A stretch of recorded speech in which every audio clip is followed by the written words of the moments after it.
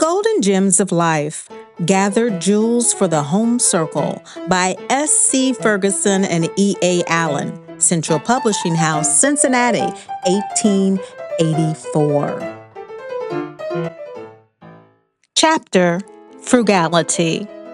In what frugality consists? Frugality and liberality. Frugality necessary to acquisition of wealth. The danger of going beyond the income. Influence of economy on the other emotions. Frugality. Frugality may be termed the daughter of prudence, the sister of temperance, and the parent of liberty and ease. It is synonymous with economy and is a sound understanding brought into action.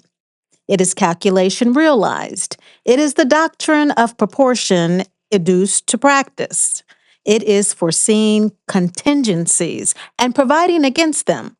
Its other and less reputable sisters are avarice and prodigality. She alone keeps the straight and safe path, while avarice sneers at her as profuse, and prodigality scorns at her as penurious. To the poor, she is indispensable. To those of moderate means, she is found the representative of wisdom. Joined to industry and sobriety, she is a better outfit to business than a dowry. She conducts her votaries to competence and honor, while profuseness is a cruel and crafty demon that gradually involves her followers in dependence and debt. Frugality shineth in her best light when joined with liberality. The first consists in leaving off superfluous expense. The last is bestowing them to the benefit of those that need. The first without the last begets covetousness. The last without the first begets prodigality. There is ever a golden mean between frugality and stinginess or closeness. He that spareth in everything is an inexcusable niggard. He that spareth in nothing is an inexcusable madman. The golden mean of frugality is to spare in what is least necessary, and to lay out more liberally in what is most required in our several circumstances. It is no man's duty to deny himself every amusement, every recreation, every comfort, that he may get rich.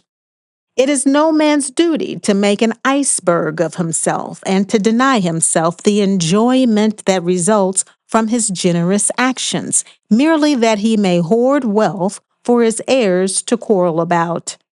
But there is an economy which is especially commendable in the man that struggles with poverty, and is every man's duty, an economy which is consistent with happiness, and which must be practiced if the poor man would secure independence.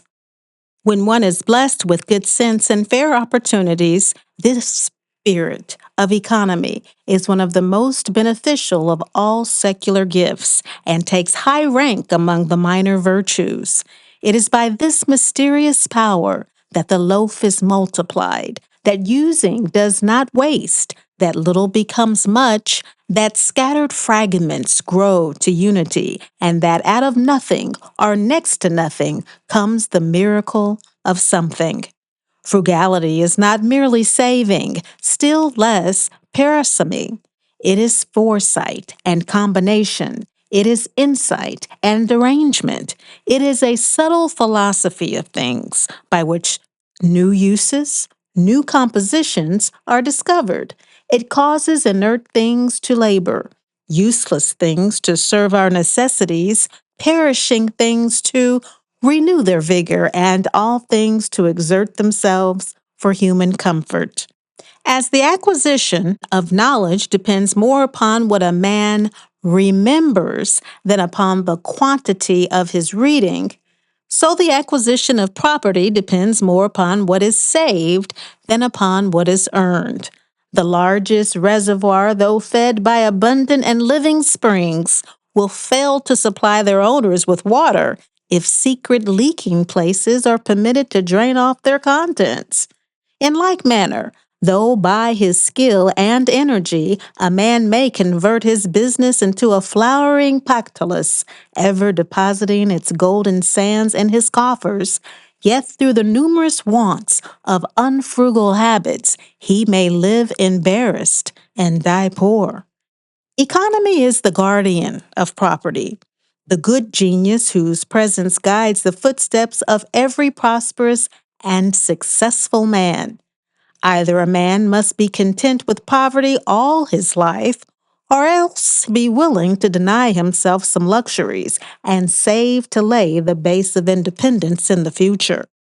But if a man defies the future and spends all that he earns, whether it be much or little, let him look for lean and hungry want at some future time, for it will surely come, no matter what he thinks. To economize and to be frugal is absolutely the only way to get a solid fortune. There is no other certain mode on earth. Those who shut their eyes and ears to these plain facts will be forever poor.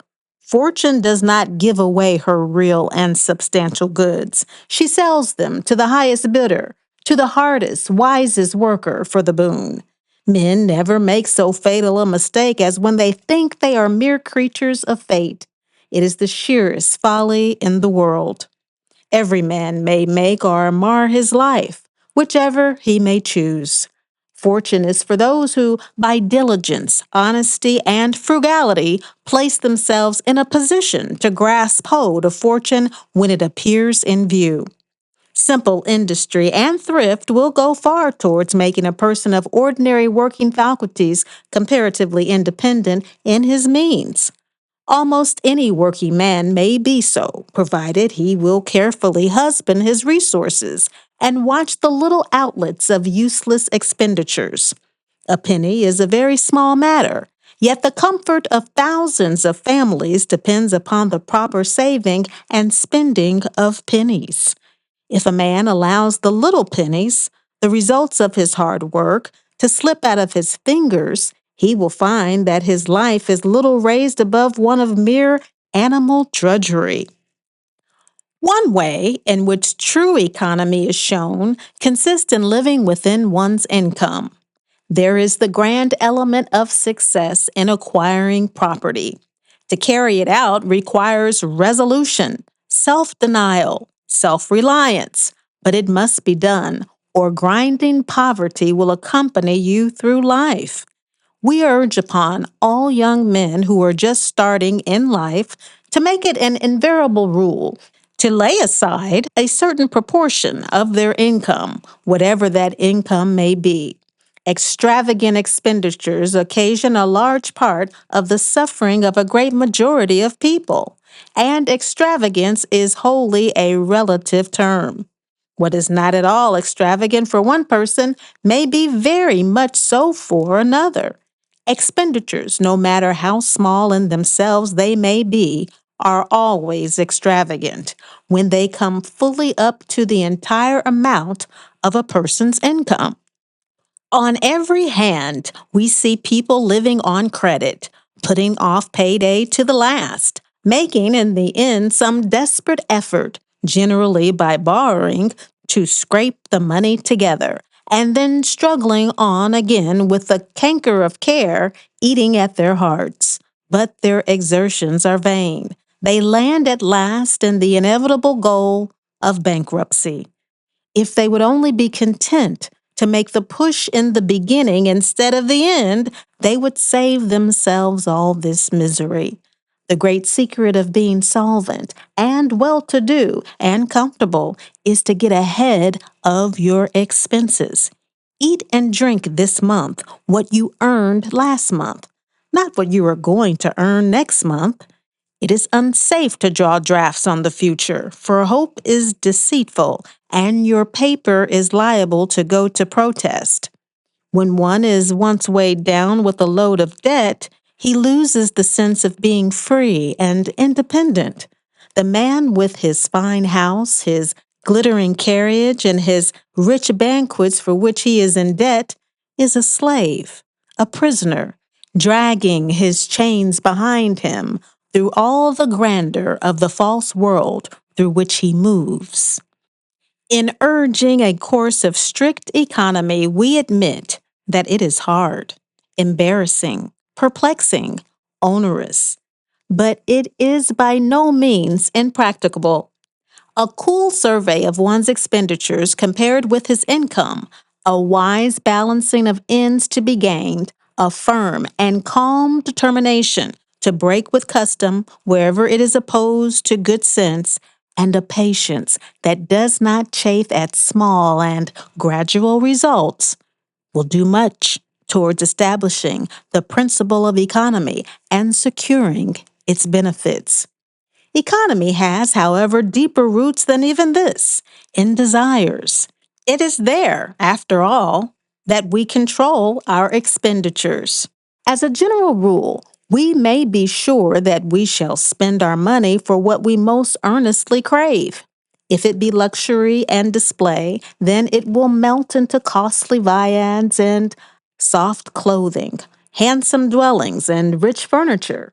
If, on the other hand, our desires are for higher enjoyments or for benevolent purposes, our money will flow into these channels. Everyone, then, who cherishes in himself or excites in others a desire more pure and noble than existed before, who draws the heart from craving of sense to those of soul, from self to others, from what is low, sensual, and wrong to what is pure, elevating, and right, insofar establishes on the firmest of all foundations a wise economy. A true economy appears to induce the exertion of almost every laudable emotion, a strict regard to honesty, a laudable spirit of independence, a judicious prudence in providing for the wants, and a steady benevolence in preparing for the claims of the future. Such an economy can but appeal to the good sense of all who candidly ponder over life and its realities. To spend all that you acquire as soon as you gain it is to lead a butterfly existence. Were you always to be young and free from sickness and care, and life were to pass as one perpetual summer, it would do no harm to so live. But care will come. Sickness may strike you at any time, and if you escape these, yet you know life has its autumnal and winter seasons as well as its summer. And alas, for the veteran who finds himself obliged to learn in his latter years the lessons of strict economy for the first time, having lived in utter defiance of them in the season of youth and strength.